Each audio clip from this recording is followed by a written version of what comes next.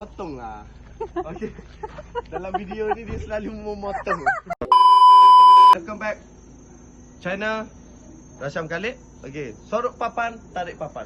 Pergi ke laut, bawa balik sotong. Nyadak. Ah, mantap. Okay, dah siap lah. Ni dia barang.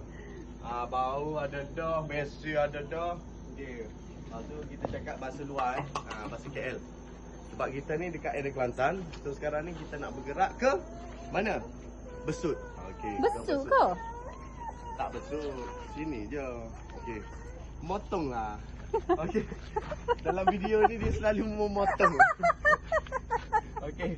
So tombak sudah ada. Dekat sini ada apa ni?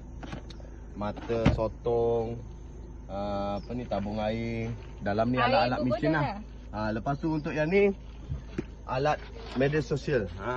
Cameraman kita bawa. Okey. So nanti kita sampai, kita update geng. Sekarang ni jam 12. 12.30 baru kita gerak. Makan-makan lu. So layan. Kalau tak lebih 50 kilo, kurang 50 kilo. 2 tu je.